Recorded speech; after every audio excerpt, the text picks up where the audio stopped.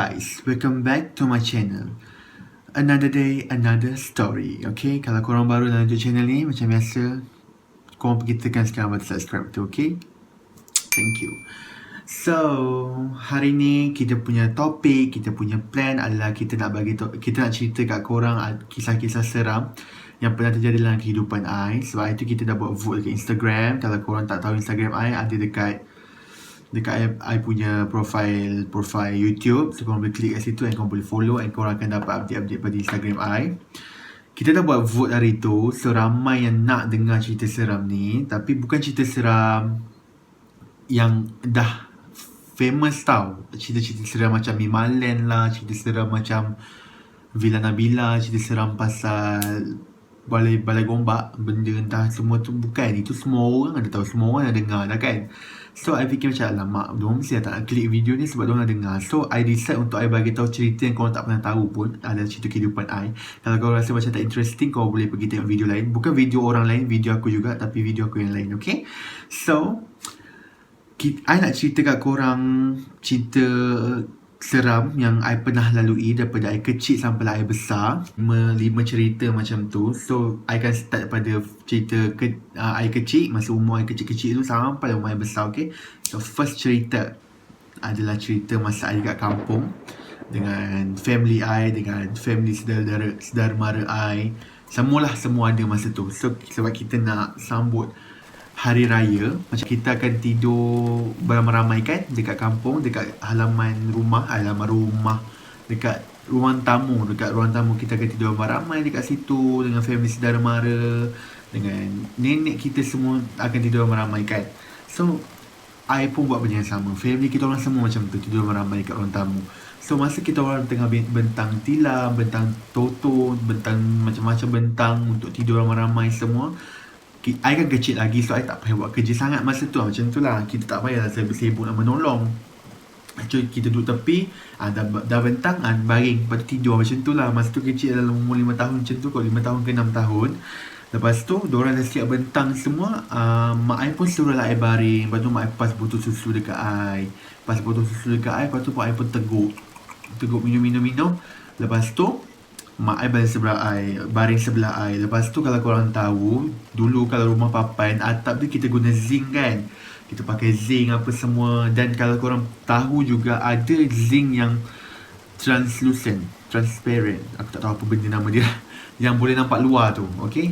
Zinc tu dia boleh nampak luar. Kiranya macam dia bukan besi. Kita boleh pandang keluar macam tu.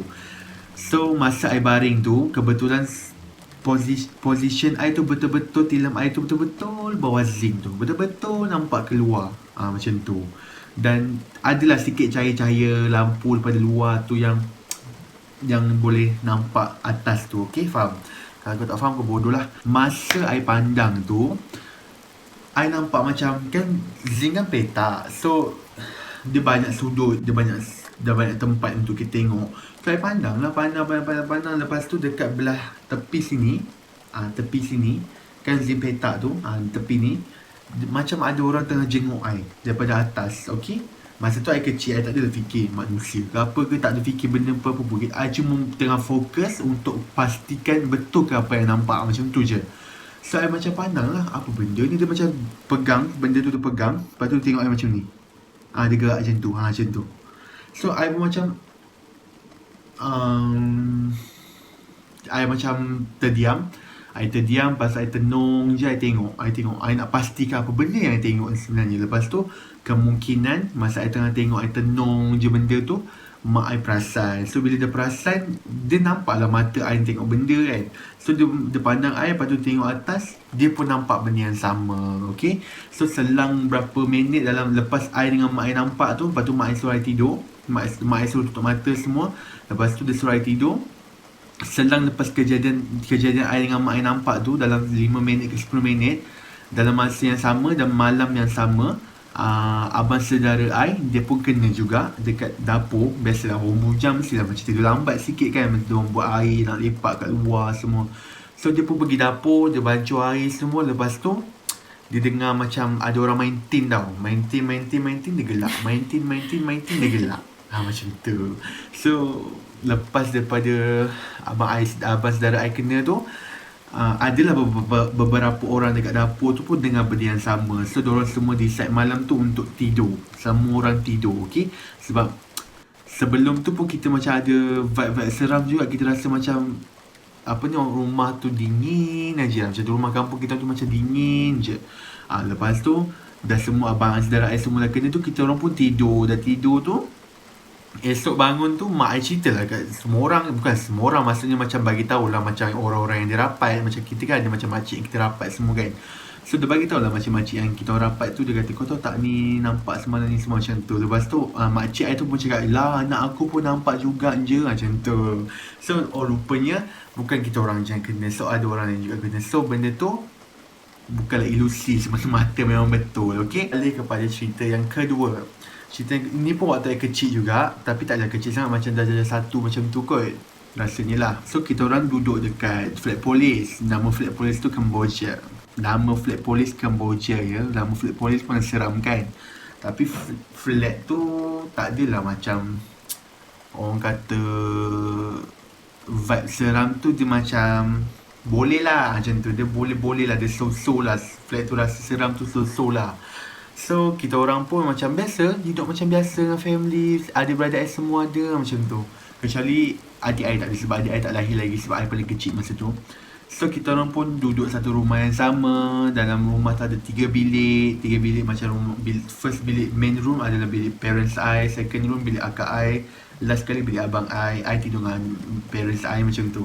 So masa kita orang lepak dekat bilik abang I ni kecil tau. Dia macam kau masuk pintu, dia macam bilik I yang sekarang ni, macam tu lah. Tapi bilik I sekarang ni besar sikit pada bilik abang I yang dulu kat flat tu. So masa tu bilik abang I ni kita orang letak komputer. Siapa yang macam nak main game ke, nak lepak ke, nak main komputer ke apa ke, semua masuk bilik tu. Okay, semua orang masuk bilik tu untuk main game.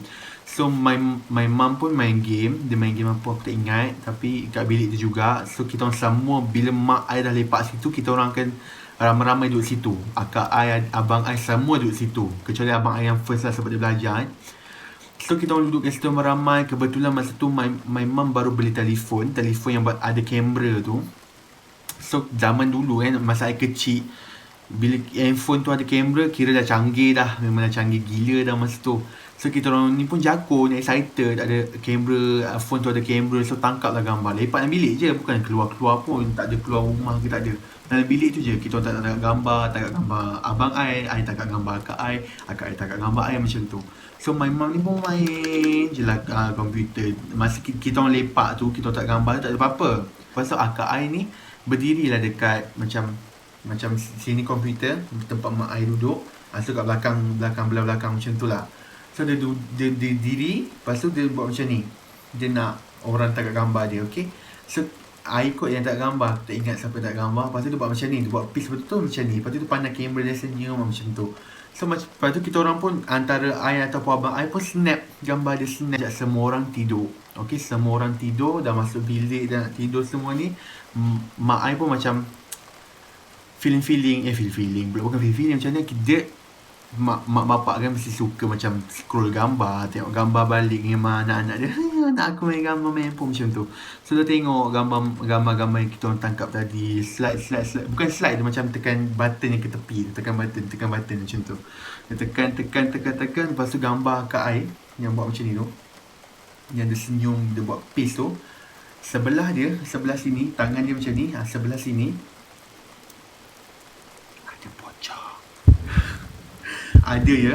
Dan gambar tu dah tak ada dah. Lepas mak I perasan, dan dia tunjuk dekat ayah I, dan dia tunjuk dekat akak I ataupun abang I kot, tak silap. Tapi diorang tengoklah gambar tu. Memang nampak betul kat situ. Mak I terus delete. Itu yang ketiga. Ini pasal my sister. Kita orang sekolah rendah sama, semua sama, sekolah menengah semua sama. Kecuali macam I lambat sikit lah sebab I paling kecil, dan kita orang gap dalam 6 tahun macam tu kot. Ya ke 6 tahun? 5 tahun macam tu kot kita orang gap. So I ni dulu dia boleh nampak benda-benda macam tu, okay? Dia boleh nampak So bila dia boleh nampak, so dia selalu kena kacau. Bila dia kena kacau tu dia menangis tau. Dia nangis, dia diam, dia menggigil, dia semua apa semua. Tapi selama dia kena tu, I tak pernah nampak depan mata sendiri.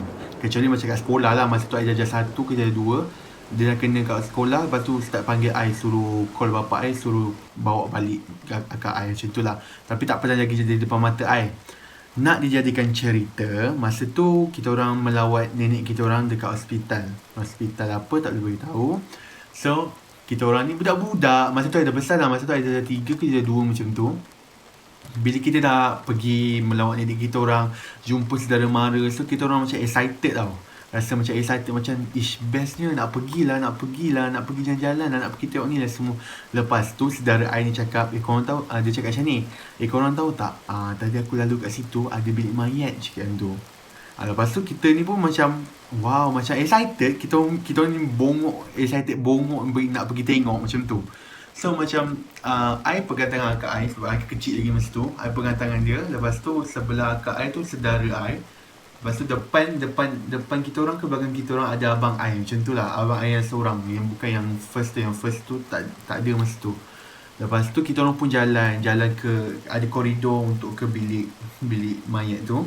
Lepas tu kita orang dah sampai depan pintu tu. Dah sampai betul-betul depan pintu bilik mayat tu. Akak I diam. Dia diam. Kan cakap dia boleh nampak benda tu. Lama juga dia nampak benda tu. Dia tak tahulah sebab apa, tapi makan tahun jugalah dia nampak benda tu, dia nangis. Macam tu lah. Tapi I tak pernah nampak apa mata kan cakap dia. Tapi yang masa kita pergi tengok bilik mayat tu, kan I pegang tangan dia. Lepas tu dia berhenti, dia diam, dia cengkam tangan I tau. Lepas tu I macam, pasal ni I pandang lah dia. Lepas tu dia diam. Dia diam, lepas tu tiba-tiba air mata dia keluar semua. Lepas tu dia pusing ke belakang, dia jalan seorang-seorang. Aku macam, ya Allah. Dia lepas diam sebab abang I tolak pintu tu. Lepas tu dia terus diam. Lepas tu dia pegang, dia genggam tangan I. Lepas tu dia pusing, dia jalan seorang-seorang. Lepas tu kita orang ni pun gelabah lah, panggil lah mak bapak masing-masing.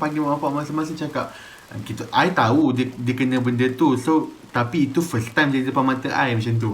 So, sebelum ni kalau dia kena, I cuma beritahu Nurin kena, akak I kena, ni Nurin kena ni, semua macam tu. I beritahu macam tu je.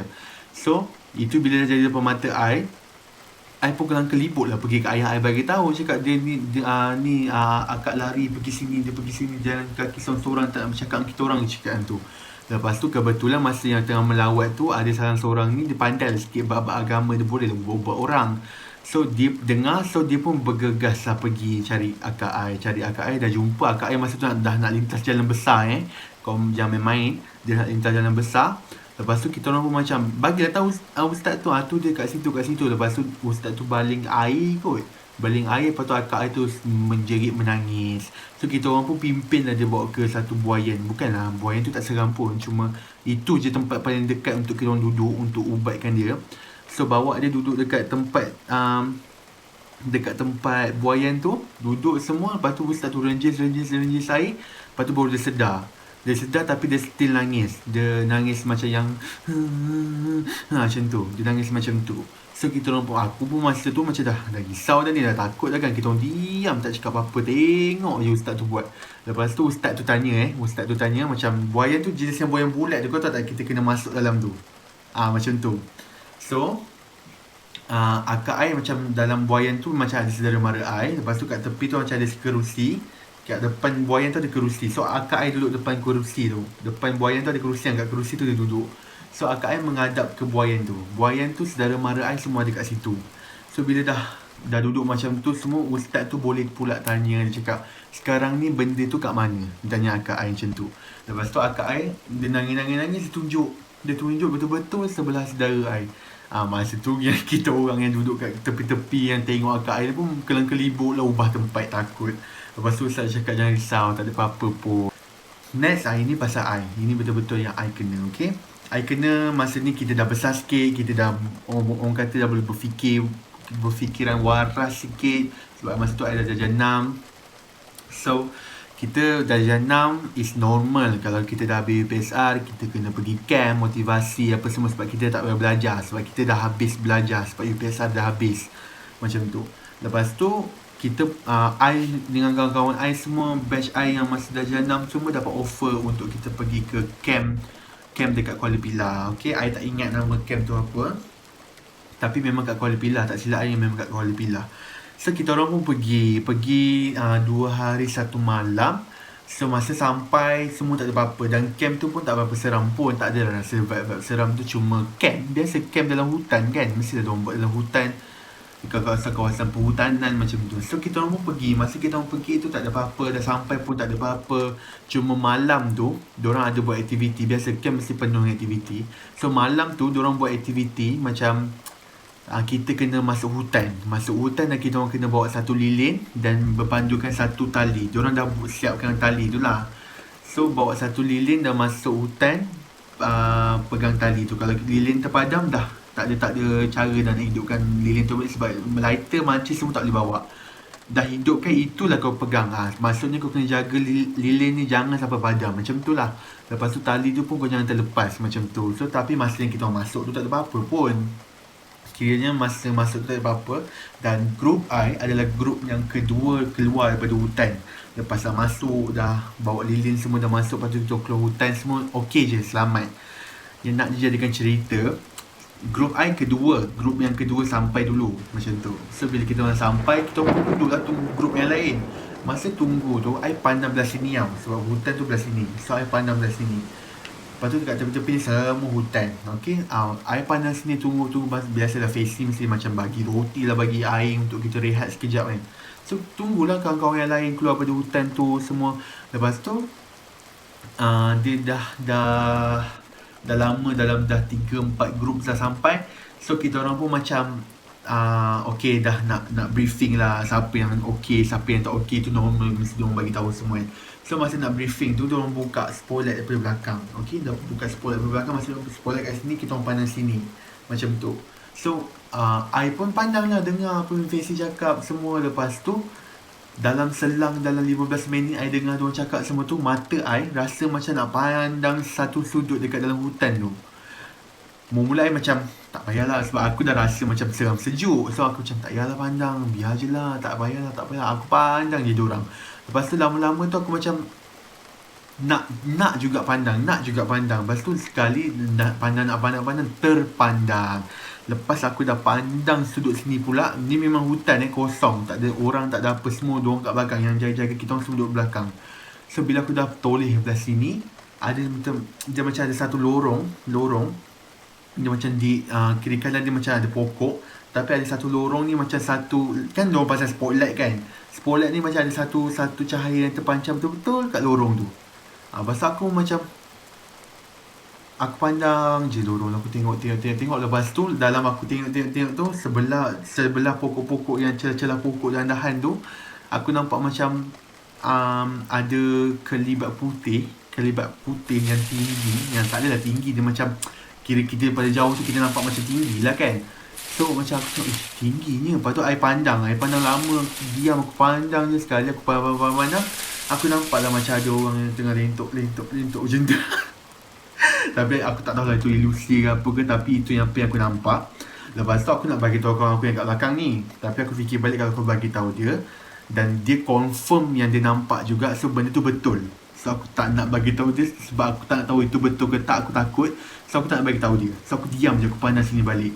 Lepas tu kita orang balik dorm. Kita orang tidur semua. Masa tu okey je, aku tak bagi tahu siapa pun, faces semua aku tak bagi tahu. So aku dah balik bilik tu, aku dah tidur. Esok tu kita, sebab 2 hari 1 malam je, esok tu buat aktiviti macam biasa semua. Lepas tu dah habis settle, dah bagi hadiah lah apa semua. Balik tu dah sampai rumah, aku demam 2 hari. So aku bagi tahu mak aku cerita kat mak aku cakap, habis tu kau demam ni sebab tu lah. Lepas tu mak aku cakap, kau demam tu betul lah kot, macam tu. Tapi aku terus macam, okay, next tu diorang ada buat camp lagi, aku tak pergi. Aku dah memang takut dah. Okay, itu yang masa aku kecil dulu. Masuk ke tingkatan.